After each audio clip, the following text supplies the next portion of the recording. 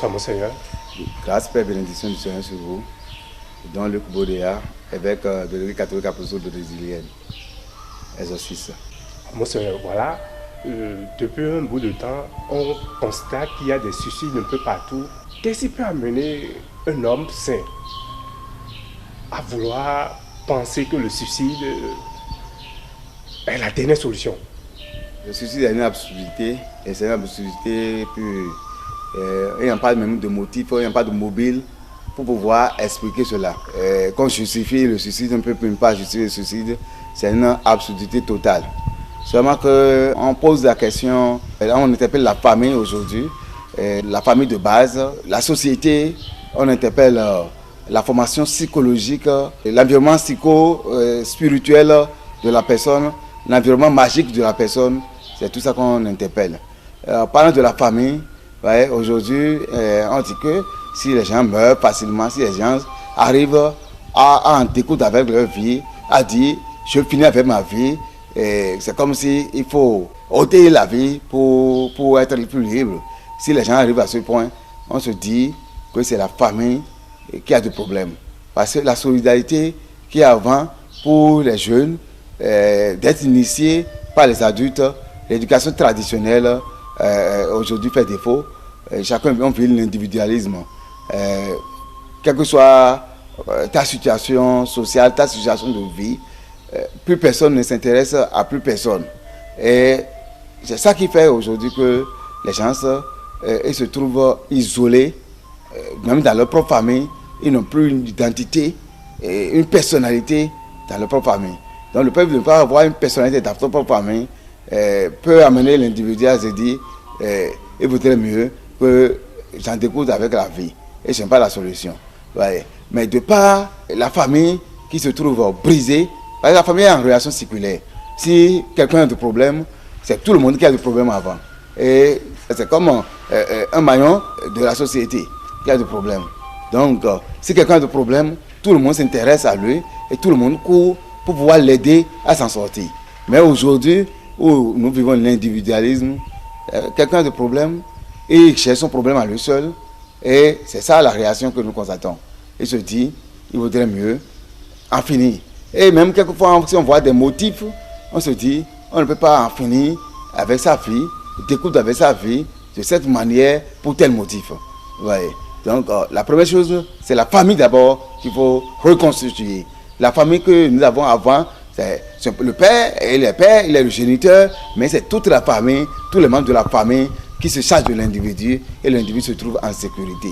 Donc, aujourd'hui, il faut encore reconstituer la famille, ce que nous avons avant, la famille qui n'est pas la famille moderne, la famille où le jeune qui est né dans cette famille, il se trouve initié par ses pères, initié par ses oncles, et tout le monde s'intéresse à lui, s'intéresse à son évolution, à sa personnalité. Il faut revenir sur ce genre de famille pour pouvoir en finir avec l'histoire du suicide. À part la famille, il y a la société qu'il faut interpeller.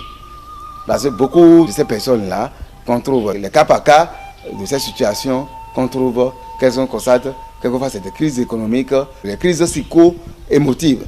Mais de par la société, si l'individu ne se trouve pas comme membre de la société, un individu qui est membre de la société, il a un jeu de rôle et un statut dans la société. L'individu constate qu'il n'arrive pas à avoir ce statut-là, à jouer un rôle d'utilité pour sa nation. Vous voyez, c'est tout ça qui amène les gens à se suicider simplement. Mais à part la famille, à part la société, on revient maintenant sur la formation de la personnalité. Beaucoup de personnes ont des troubles psycho-émotifs. Le capital émotif de la personne se trouve très anéanti. Et c'est ça le problème que nous avons surtout. À poser des questions à ces gens de personnes, on leur demande mais qu'est-ce qui ne va pas? Où se trouve le problème? On constate que l'individu se dit lui-même n'est rien, le sous-estime de soi. Il ne se donne pas la valeur, la considération qu'il a pour sa vie. La vie appartient à Dieu. La vie n'appartient pas à un homme, même si c'est ta propre vie. Tu n'as pas décidé de naître. Même pour naître, c'est une compétition. Parce qu'on dit que c'est des milliers et milliers de spermatozoïdes qui sont dans le milieu. Mais toi, tu t'es battu pour pouvoir quand même entrer dans l'œuvre. Donc c'est déjà une compétition que tu as fait. Et tu dois pouvoir former ton capital émotif dans cette compétition-là. On ne doit pas baisser les bras. On ne doit pas dire que le moral est si bas Non, c'est être lâche en réalité. Quelles que soient les crises, parce que habituellement je dis, c'est des crises émotives, c'est des crises dépressives, c'est des troubles. Parce qu'on ne peut pas dire que quelqu'un qui se dit, moi tel, j'ai maintenant prendre beaucoup de choses qu'ils utilisent. Hein. Il y a des gens qui s'empoisonnent eux-mêmes avec des substances nocives pour pouvoir détruire leur vie. D'autres se jettent dans le puits, d'autres se jettent, créent des accidents pour pouvoir mourir. Ouais, donc, quel que soit le mobile, on doit pouvoir aussi voir l'individu pour former la psychologie de l'individu. L'individu doit pouvoir savoir se prendre sérieusement. Et il faut vraiment des enseignements psychothérapeutiques pour permettre aux gens de savoir que, quelles que soient les péripéties de la vie, que nous devons être toujours plus forts, nous devons être forts psychologiquement, émotivement pour s'en sortir. Que rien n'est encore fini, tout est encore possible, tout est encore possible. Donc, il faut aussi prendre le point de vue de l'individu. Mais à part le point de vue de l'individu, on questionne aussi l'environnement magico-spirituel de l'individu. Parce qu'aujourd'hui, pour beaucoup de personnes, vous voyez, les gens pénètrent dans des mouvements qu'ils ne maîtrisent pas, dans des pactes occultes, sataniques, qu'ils ne maîtrisent pas, à quête de vouloir, coûte que coûte, le bonheur sans effort, ils tombent dans des pièges. Et ces pièges-là les amènent à en t'écoute avec leur vie. Parce qu'on te dit, il faut te créer une forte volonté de pouvoir finir, même avec ta vie, pour pouvoir être riche. Et les gens croient que si on se donne la mort, qu'on peut être riche autrement. C'est impossible. C'est impossible. Le monde magico-spirituel dans lequel nous vivons aussi, ce monde-là se trouve très vicié. Il n'y a plus des gens qui sont si sérieux dans le monde spirituel pour accompagner les gens. Il y a beaucoup, nous avons déjà eu ces phénomènes-là où les gens font des accords, ils font des pactes avec les divinités de la sorcellerie pour pouvoir donner du sang. Celui qui dit que tuer quelqu'un, celui-là pour se donner la mort ne peut rien lui dire. Vous voyez, avec des enquêtes, on constate que parmi ces gens qui meurent de cette façon-là aussi, beaucoup ont déjà partisé avec le démon. Et le démon maintenant leur demande du sang. Difficile à trouver le sang. L'esprit maléfique les pousse maintenant à la déchéance pour pouvoir les éliminer, pour qu'ils perdent leur vie. Donc, le monde magique spirituel aussi donne trop de méfiance. Et c'est ça qui fait que les gens ont, de par leur vie écoutée, de leur propre gré, de leur propre volonté, ils se donnent eux-mêmes la mort. Personne ne peut se donner la mort. Si tu te donnes la mort toi-même, ça veut dire que tu es lâche, c'est une absurdité totale, tu n'as rien gagné. Et d'ailleurs, tu as encore laissé beaucoup de dégâts. Tu as encore laissé beaucoup de dégâts. Oui. Et je vais rebondir là-dessus. Je me suis écouté la vie. Ça voudrait dire quoi? Je devais passer 50 ans ou 100 ans, je passe 25 ans. Et les 75 ans, quelles sont les conséquences de cet acte que je viens de poser? Conséquences sur mon âme, conséquences sur mon esprit. Et peut-être conséquences sur ma famille, tout ce que je laisse. Oui, déjà même l'enseignement biblique nous dit quoi? L'enseignement biblique nous dit nous avons le corps physique et le corps immortel, le corps immatériel. Et le bien que tu fais, c'est inscrit dans ton âme. Le mal que tu fais, c'est aussi inscrit dans ton âme. Maintenant, si l'âme quitte ce corps, et c'est toi-même qui as décidé de rompre avec le corps, finir avec l'enveloppe corporelle que tu as, là, le corps physique dans lequel tu te trouves, le corps là n'est pas encore dépéri. Le corps là est encore là, intact. Maintenant, il te faut entrer dans le corps impérissable, dans le corps immortel. Et en ce moment, pour entrer dans le corps immortel, au moment où toi tu te donnes la mort, ça veut dire que tu as déjà souillé ton âme. Comment l'âme là va entrer dans le corps qui est le corps pur maintenant pour rencontrer Dieu face à face? Tu ne pourras pas. En ce moment-là, tu vas voir le corps immortel sur place, en place, mais ton âme ne pourra même plus pénétrer ce corps-là. C'est ça ce qu'on appelle aujourd'hui les âmes errantes. Ça existait depuis les temps anciens. C'est ces corps, ces personnes-là qui se sont donné la mort pour quelque cause que ce soit, ces personnes-là qui, du coup, pour une cause, pour un mobile ou l'autre, se sont détruits, ont créé l'état d'impureté systématique où l'âme ne pourra plus entrer dans le corps parce que l'âme devient impure maintenant. Il ne peut plus entrer dans le corps qui est pur pour pouvoir rencontrer Dieu face à face. Et à ce moment-là, c'est un grincement dedans, c'est la pure souffrance. C'est la grande souffrance maintenant qui est là. Tu refuses la souffrance corporelle de ce monde. Maintenant, tu entres dans la grande souffrance. La vie éternelle que tu dois pouvoir chercher, tu cherches maintenant la mort éternelle. Parce que là, c'est les âmes errantes. Et les âmes errantes, les gens savent ce que les gens en font. Ceux qui sont doués, et ils font l'injonction, et ils captent ces âmes-là. Et c'est ça qu'on implante. Les gens les utilisent à haute fin. Parce que comme tu ne peux pas entrer, ton âme ne peut plus entrer maintenant dans ton corps, d'autres personnes qui savent, ils vont t'utiliser à des fins, à faire des commandes. Tu deviens une manipulation pour les autres. Vous voyez, donc l'état là, c'est un état très grave. Et pour ne pas être âme errante, parce que tu es âme errante, quiconque peut t'arrêter, quiconque peut te battre, quiconque peut te prendre et l'utiliser comme ils veulent.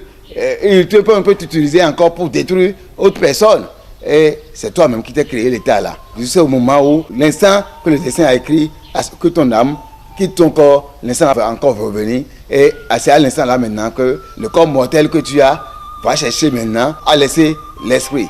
Alors que toi-même tu as déjà décidé d'écouter avec ta vie. Et c'est une situation de pleurs, de grincement dedans. Nous devons faire vraiment attention à nos vies. Quel conseil peut-on donner à ces personnes en difficulté qui pensent que c'est le suicide, la dernière solution? Qu'est-ce qu'on peut leur dire? Quelle prière peut-on leur conseiller? Aujourd'hui, même si la morosité économique, la vie sociale, la vie familiale, la formation de la personnalité aussi se trouve fracassée, si tout se trouve fracassé, ce n'est pas pour ça que nous allons nous donner la mort pour dire qu'on veut se suicider ou on se suicide. Non, rien ne vaut la vie. Rien ne vaut la vie. Et il nous faut forcément, quelles que soient les péripéties de cette vie, quelles que soient les difficultés dans lesquelles nous nous plongeons, il faut avoir l'espoir. Parce que je dis aussi que c'est une crise de foi. C'est une crise de foi. Parce que la foi t'amène à avoir l'espérance. Là, te dit qu'un jour, ça va changer. Et tu es utile. Même si l'autre te dit que tu n'es pas utile pour lui, il faut savoir que si tu es né dans ce monde, tu es utile forcément pour quelqu'un. Tu es utile pour Dieu. C'est pourquoi Dieu t'a créé. C'est pourquoi Dieu a permis à ce que tu sois le premier à pénétrer l'œuvre pour pouvoir féconder l'œuvre. Donc, tu es utile. Il ne faut pas te dire que tu es inutile, que tu ne vaux rien. Non, rien ne vaut ta vie. Et toi-même, quels que soient les bas, si tu vivais les bas, il faut te dire que les bas, c'est un instant. On peut vivre les bas, mais les bas que nous allons vivre, c'est un instant. Mais à part les bas, il faut être sûr qu'un jour viendra où tu vas vivre les hauts. Et dans ces hauts, c'est la grâce, c'est l'élévation, c'est la prospérité. Donc rien ne vaut notre vie. Nous devons lutter tous les jours, lutter jusqu'à notre dernier spire. Même si tu te retrouves dans la maladie, au dernier moment de ta maladie, ce n'est pas pour cela que tu vas te donner la mort. Tu vas dire que tu vas finir avec la maladie. Non, laisse Dieu décider ta vie. Si c'est Dieu qui décide pour ta vie, tu es sûr que c'est Dieu qui a décidé pour ta vie. Mais toi-même, ne décide pas pour ta vie. Ne décide pas pour ta mort, pour te dire, il faut vivre la mort pour être heureux. Tu ne peux pas être heureux dans ce cas. Tu ne sais même pas ce qui se passe aussi là-bas. Choisis la vie, choisis la miséricorde. Accepte les autres. Même si les autres n'arrivent pas à te comprendre, même s'ils n'arrivent pas à pénétrer ton répertoire, quelle que soit ta faiblesse dans le capital émotif, dis-toi que tu dois pouvoir quand même t'en sortir, que tu seras nécessaire pour les autres. Même si les autres ne sont pas nécessaires pour toi, dis-toi que toi, tu seras nécessaire pour les autres. Et du coup, tu vas constater que tu seras effectivement nécessaire pour les autres. C'est ce qu'il faut. Et aujourd'hui, il faut vraiment prier. Et comme on dit, avoir la foi, croire. Il faut croire. Quelle que soit ta foi, crois et espère. Et après l'expérience, mets-toi en charité. Dis-toi que le bonheur que tu as, ce n'est pas à toi seul, que c'est pour tout le monde. On n'a pas besoin d'avoir beaucoup d'argent, on n'a pas besoin d'avoir beaucoup de ceci. Non, à force d'aller vers l'autre pour lui dire, non, ce que tu es en train de vivre, moi j'ai déjà vécu ça. Moi je viens de traverser ces étapes-là, tu vas t'en sortir. Aujourd'hui je ne suis plus à ce niveau. J'ai vécu pire que ça. Vous voyez, et il faut croire, il faut vivre l'expérience, et vivre la charité, et avoir confiance. Dieu qui t'a créé, il t'a doté de beaucoup de grâce et de miséricorde, d'élévation. Et Dieu ne ment pas. Dieu ne ment pas. Et la parole de Dieu va se réaliser dans ta vie. Il faut croire cela.